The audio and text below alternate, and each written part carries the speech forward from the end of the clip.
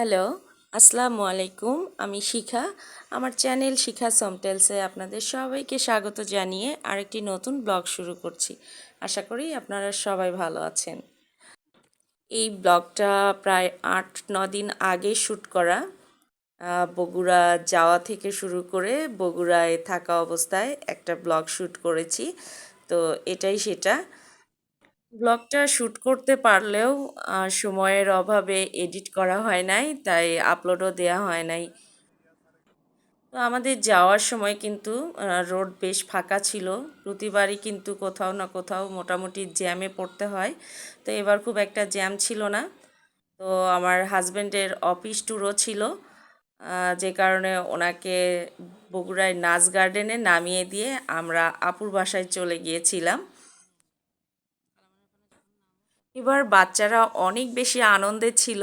বগুড়ায় যাওয়াটা অনেক বেশি উপভোগ করেছে, কারণ এবার তারা তার খালামণির বাসায় থাকতে পারবে, মানে আমার আপুর বাসায়। একটা সময় ছিল আমি বগুড়ায় যাওয়া, বগুড়ায় থাকা মানেই সেটা আপুর বাসায় বেশি থাকা হতো। 2022 সালের জুলাই মাসের পর আর আপুর বাসায় থাকা হয় নাই একদিনও। বগুড়ায় গেলেও দেখা যায় আসার সময় হয়তো আপুর সাথে শুধু দেখা করে চলে আসি। তো এবার অনেক দিন পর থাকা। পুরো 1 সপ্তাহ আপুর বাসায় ছিলাম, কিন্তু 1 সপ্তাহ থাকলেও আমি শ্যুট করেছি শুধু একদিন।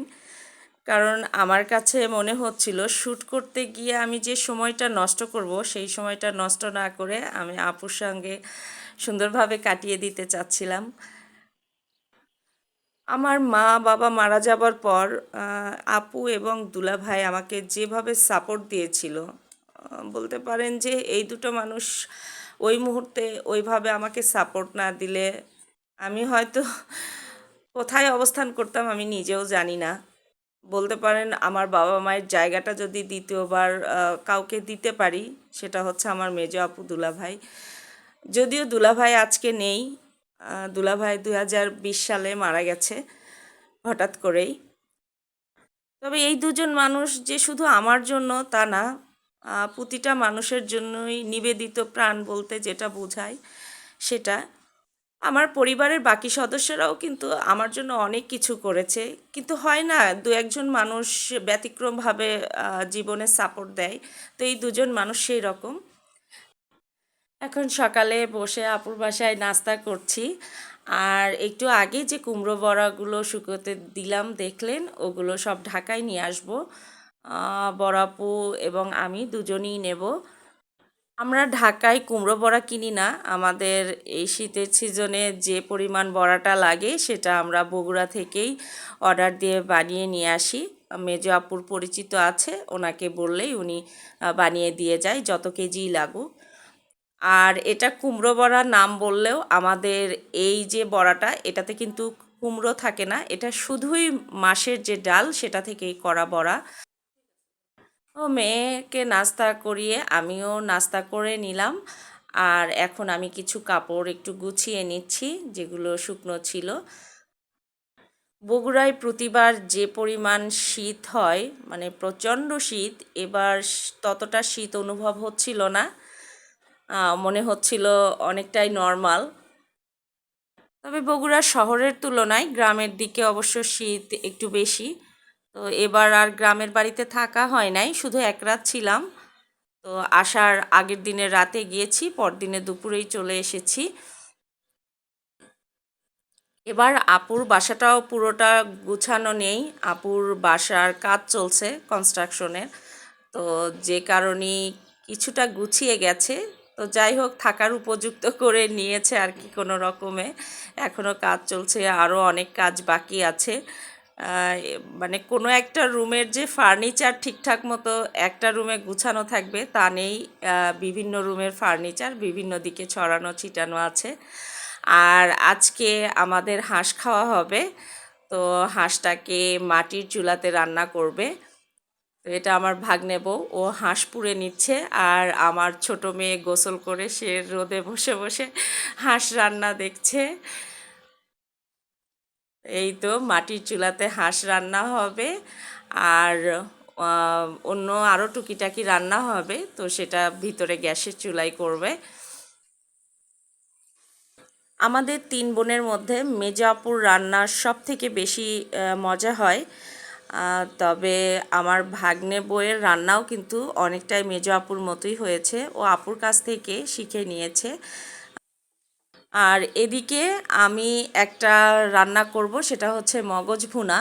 তো আমার মেয়েরা তো আবার ঝাল লবণ ওদের সুবিধা মতো দিতে হয়, তো আপু বলল যে তুই তাহলে মগজটা নিজেই একটু ভুনা করে নে, ওদের খাবার উপযুক্ত করে, যেন ঝাল লবণটা ওদের মতো হয়। তো এটা হচ্ছে একটা খাসির মগজ, তো ওদের জন্যই রেখে দিয়েছিল। তো আমি ওটাই ভুনা করে নিচ্ছি। আর আপুও কিছু খাবার রান্না করেছে। আমি আপুর বাসায় গেলে যে ধরনের খাবারগুলো খুঁজি সেগুলো আপু নিজেই রান্না করে দেয়। এই তো আমার মগজ ভুনাটা কিন্তু হয়ে গেছে। আর এখানে আপু কলা গাছের যে মাজা আছে ওই মাজা দিয়ে ছোট আলু দিয়ে চচ্চড়ি করেছে। আর এখানে মুগ ডাল দিয়ে কাতলা মাছের মাথা দিয়ে যে ঘন্ট, মানে মুড়ি ঘন্ট, ওটাই রান্না করেছে। তো রান্না কেবল শেষ। এদিকে হাঁসের মাংসটাও প্রায় হয়ে এসেছে।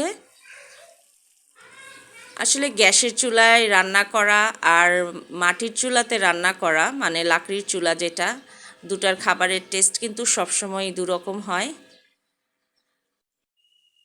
বাসায় কনস্ট্রাকশনের কাজ শুরু হওয়ার কারণে বিভিন্ন জিনিসপত্র বিভিন্ন দিকে বারবার টানাটানি করতে হয়েছে। তো মাটির চুলাটা অনেকটাই ভেঙে গেছে। তো আপাতত এখানে সিঁড়ির কাছেই রেখে দিয়েছে, কারণ মাঝে মাঝেই দেখা যায় দু একটা খাবার এখানে রান্না হয়। এই 7টা দিন ওখানে যতই আনন্দে থাকি না কেন, তারপরও সব থেকে বেশি মিস করেছি দুলাভাইকে।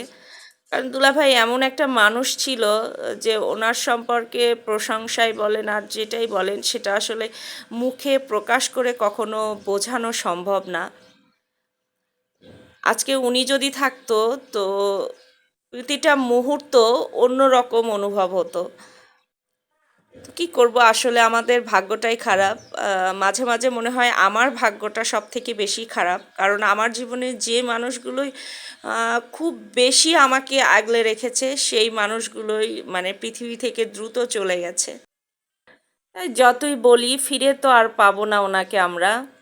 এই স্মৃতিগুলো নিয়েই সারা জীবন যতদিন আমরা পৃথিবীতে থাকবো কাটিয়ে দিতে হবে। তো আমরা বিকেলে হাঁটতে বেরিয়েছিলাম, তো কিছু চিতই পিঠা নিয়ে আসা হয়েছে, কারণ সবাই চিতই পিঠা পছন্দ করে। এখন চিতই পিঠা খাওয়া হচ্ছে। আর আপু আবার সিদ্ধান্ত নিয়েছে রাতে বকুল পিঠা বানাবে।